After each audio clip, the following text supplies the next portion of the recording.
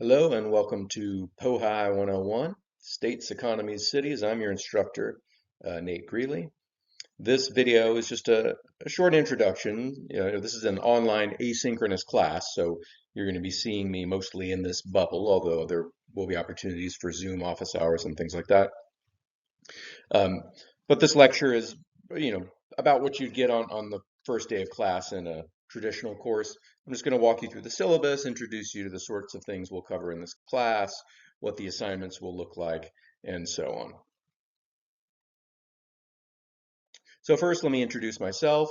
My name is Nate Greeley. I'm your instructor. I have a PhD from UCSD, a master's from Cal State LA.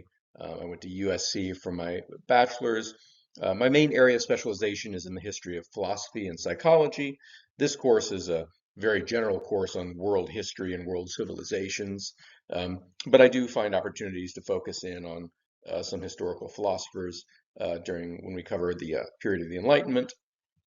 So I've taught all over. I've taught at UCSD, Cal State LA, Mount St. Mary's, Woodbury, other colleges as well. I've been at Woodbury since fall 2023, and I've taught this course 3 times now. So it's pretty well established, and it should run pretty smoothly. But I have my email and my office hours are on the Canvas on the little introduction page and also in the syllabus.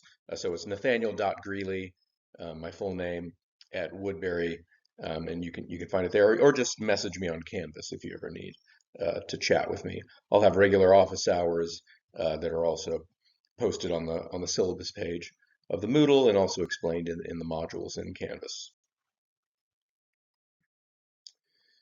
So what this course is about, it's a introductory survey of world history. So there's a lot to cover, and we have no hope of covering every aspect of world history in this course. So we're going to focus on some of the major political entities that produce the world we live in now. We're sort of looking backwards, and that helps us sort of focus and say, well, given that we currently live in the United States, what could help us understand our own civilization, and that helps narrow the focus a little bit. Looking back, there's still lots of civilizations I'd like to cover that we can't, but we'll cover the Roman Empire, Greek city-states, the Qin in China, the Maya in Central and South America, um, Islamic caliphates, the Ottoman Empire. Uh, we won't get to cover any African civilizations, which is, unfortunate. I'd love to do that someday, and I work on expanding the course over time. Um, but I tried to cover what we can cover in the time we have. But the hope is that by understanding how these historical empires arose, how they were run, and why they ended or fell, um, it will help us understand our own civilization, our own political moment a bit more. Uh, we live in an era dominated by what are called nation states, right? The United States is a nation state. It's a distinct sort of political entity compared to the Roman Empire.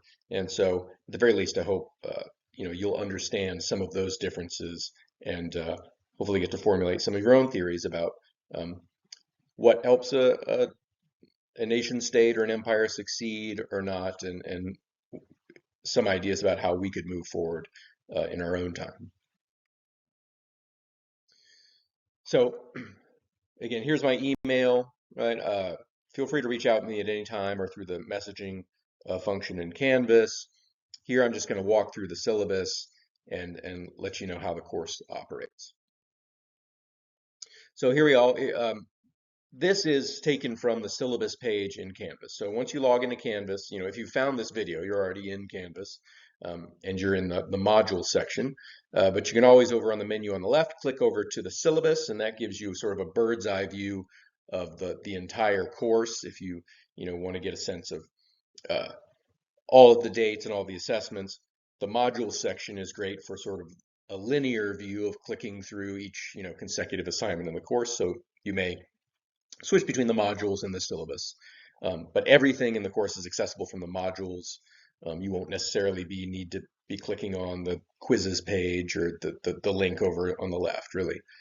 Although, feel free to. So I'll have regular office hours Wednesday, 1:30 to 2:30. I'll be hanging out on Zoom if anybody wants to come chat about the course. Um, that's an ugly link there. You can always copy and paste it into your browser. I'll try to make that a easier to click link. But that's where you'll find the Zoom link is on the syllabus page of Canvas. So course description, as I've already said, the point of this course is introduce you to some of the major ideas and themes in the study of politics and history. So you should, by the end of this course, understand big picture, some of the biggest developments in human civilization, starting in, uh, well, we start with ancient Greece. I don't go as far back as like Sumer and Babylon anymore, just because for time. So we'll start in ancient Greece and we'll work our way up to, 20th century United States, including the Roman Empire, the Qin Empire in China, the Ottoman Empire in the Middle East, uh, Christianity and Islam and their influence on civilization, those major religions, the European conquest of the Americas. We'll also cover Mayan civilization and how those Mayan civilization was before the Europeans, but how the Europeans interacted with the indigenous peoples of the Americas. Um, and whatever else we have time for, there's a lot to cover. Um, but the goal here is to, first of all, just understand world history, right? If you've heard of the Roman Empire, but you don't know much about it, you'll know more about it by the end of this course. But also to try to, inform you. There are lessons from history for our current age, and to understand the theoretical part of, how historians understand progress, how empires come and go, and what we can learn to help us in our present age. So, learning outcomes, these always have to be listed on every syllabus, and these are sort of the standard ones from the course, and these are all good learning outcomes, and certainly I want you to have all these. But I also, from a personal point of view, yeah, I was an undergrad once, and I know that we can only pack so many facts into your brain before some start falling out the other ear, and it's entirely likely that in this course you may sort of press the delete button and move on and not remember a lot. So in order to try to give you something that you can carry with you, I formulate this course in a way that gives you an opportunity to focus in on some specific area of history that you find interesting, that you're going to formulate a term paper on. And so I want to give you a chance to do a deep dive on some specific area that you find interesting.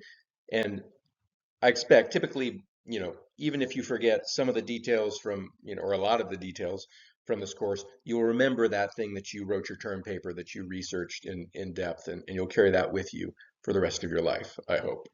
And we'll get into how I structured that project. So the lectures in this course will all be like this, posted to Canvas, asynchronous. You can watch them at 2 a.m. You can watch them in your jammies. Um, there are due dates in the course, so it's not entirely up to your schedule, but there's a lot of flexibility in there in an asynchronous course. So the assessments, what will you be graded on? The way I structure my courses is I give folks a lot of points that are very low stakes and pretty easy to collect so long as you are staying engaged with the course. So you get a fair amount for participating in the discussion. It's not hard to get full points for participating in the discussion as long as I can tell you're putting in some effort and I can tell that you're engaging with the course. It's typically pretty obvious when someone is at the last minute just throwing a sentence out there that's unrelated to really anything from the course, right? So I do need substantial engagement. Not anything counts, but as long as I see that, you'll get all the points for the discussion. There will be, a draft of your essay before the final draft is due. Again, that is graded on sort of completion and an attempt. So if you do your best to present an original argument, you'll get the points for that. So there's a lot of that in this course of like just keep up, stay engaged with the material, and you'll collect a lot of the points. And so what that means is later on, if on maybe the midterm or the final version of your paper, you get a grade that's not as good as you expected, all that stuff from earlier in the course will lift your grade quite a bit. You typically buy a letter grade. Um, so I try to reward people for being engaged because if they do that, then they end up doing better on the midterm and the final anyways. So here, let me break down the assessments. So there's a weekly online discussion, 20% of your grade, so a good chunk. So all you need to do is post to the Canvas discussion board for the week um, by Friday at 11:59 p.m. Now, the important thing, however, is not anything counts, right? So if it doesn't reflect any engagement with the um, course material, basically if I can tell you didn't do the reading, didn't watch the lecture, and you just posted something grabbed from the internet, you're not going to get the points for the discussion. Um, Also, I prefer not to just get a book report. So I'm not looking for a summary of the course material to prove to me that you read it. Yeah, part of this is to prove that you're engaging with it, but I also want to have, a constructive, I want it to be useful, not just a box to check. And so what I'm looking for is to start to spark ideas for your term paper in the discussion. So that means engaging critically with the reading in the lectures. So not only telling me what you read, I don't particularly need a summary of the course material. I'd like to see your original insight. So the goal is to originality. That can come in several forms. You might just ask a question, right? So maybe something from the lecture and the reading isn't quite clear, right? And you're saying, well, you know, this author says that, the cause of the decline of the Maya was probably uh, uh, the slash and burn agriculture, but that doesn't seem to me um, to be consistent with this other piece of evidence that's mentioned, and so I'm wondering how we can square those two, right? You can ask a clarification question if something is confusing to you.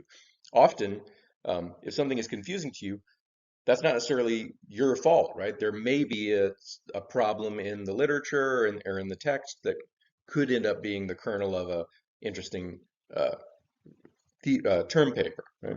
Um, Feel free to object to anything you see in the reading, right? So historians are not just reporting objectively on history, right? History is constructed, and there's always sort of an agenda, or someone is filling in blanks or has an opinion, and you know you can dispute their claims and say, actually, that doesn't seem right to me, or I doubt that, I don't think there's enough evidence for that claim, or so on, right? So, again, you can ask for clarification, you can post an objection, right? You can try to extend some of the material from one section of the course, try to connect it with another section of the course, or try to extend it into other areas. So again, the idea is original thought. Put some original thought into the discussion post that reflects sincere engagement with the material, and you'll get the points, right? But if it's tossed off, and I've been doing this a long time, I know when people haven't really done the reading or the lecture, and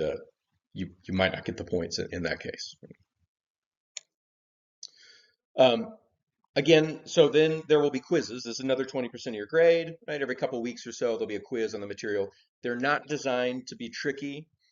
Again, they're designed just to make sure you've done the bare minimum of having done the reading and watched the lectures, right? So they will be asking very general questions, big picture questions about, the Roman Empire, and the wrong answers should be obviously wrong if you've engaged with the material at all. So there'll be multiple choice, right? They're not timed, but they are pretty specific to the material in our course, right? So I recommend, I uh, I don't recommend, trying to Google the answers. You'll get information that won't line up with what we're talking about in the course with our particular authors, and so when you're doing the quizzes, obviously you're free to go back to the lectures, go back to they're not timed, go back to the readings, but engage with the course material. The internet's going to steer you wrong, and you're likely to fail the quizzes. And I've given you enough material. I give you the lecture slides, right? You should be able to find the answers in the course material, and that's fine. There will be a midterm, so that's 15% of your grade. So that will be an essay form. Uh, you'll be given four choices of short essays to write on. Choose any two. So each essay I expect will be 1 to 2 pages. So you'll write on two topics, so that'll be 2 to 4 pages total. Um, the prompts will be pretty detailed, right? It'll give you all the information you need. It's that if you do all this stuff, right, you'll get a good grade. Um, and so you'll type that up and submitted in PDF format through Canvas. And again, the idea is, maybe one of the items on the midterm is also, an area that you're thinking of writing your paper on. So I want you to have flexibility to focus in on the things that interest you. Um, but the midterm doesn't require any sort of original thought. It is, yeah, just, reporting back on and demonstrating that you understand the material. So once the midterm is done, it'll be time to start thinking about your term paper, or preferably if you can start thinking even before then, right? And again, that's the point of the discussion post, is to get you to spark some ideas. So the topic of the essay is totally open. You can write on anything that interests you, any original thesis that you think you could argue for. After the midterm, I will post some sample essay prompts. If you're having trouble coming up with original idea, they're pretty open-ended so that you can write on one of those prompts and just sort of flesh it out in your own way, or you can write on, again, whatever topic you want, so long as it's something from the course. Um, but again, the essay is not just a book report. You're not just regurgitating the content. I'd like you to come up with an original thesis. I want you to say something new relative to this course, right? I don't expect you to do an exhaustive uh, literature search to make sure no one has argued for the points you're arguing. Uh, so, you don't have to use a ton of outside sources or any outside sources if you don't want to. You can use the material from the course and but try to say something new, try to say something original, push back on some of the claims made, um, try to come up with, your own idea to answer some historical question that comes up through the course of the course. Um, and those, do take a look at the prompts I list, even if you end up writing on your own thing. They give you a good sense of, the scope and the sort of thing that constitutes an original argument. And then, so again, if you turn in your draft, and the draft is not, it shouldn't be an outline, it shouldn't be half an essay, it should be a full essay. But, it just doesn't have to be that great yet. And as long as I see, you know, a complete essay with an attempt at an original thesis, even if the argumentation needs some work, you'll get the full points on the draft. I'll give you a lot of comments back, revise it, right? Writing really is revising. The stage where you're vomiting on the page is not writing, right? That's just a prelude to writing. So after you get your comments back on the draft and you're tightening up your prose and you're revising your arguments, now you're really writing. And now you're writing something that you can be proud of, right?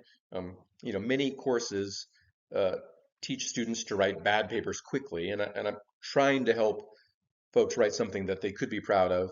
And there are uh, student conferences you can submit your paper to, and if you get accepted, do a talk there, right? And there's funding to help you fly to the conference and do that.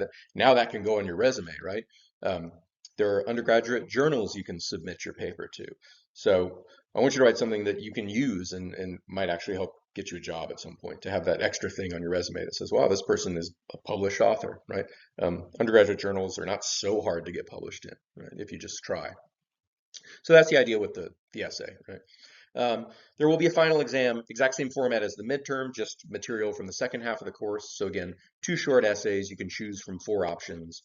And again, those don't have to be particularly original, just demonstrate understanding of the course. Right, so those are the assessments. That's how the course will work. Feel free to browse the syllabus if you want to know more about the due dates and things like that. You can get through the course, again, just from the modules, click next, next, next, and you can take the whole course that way. So a few more points from the sort of bottom of the syllabus. So diversity, equity, and inclusion.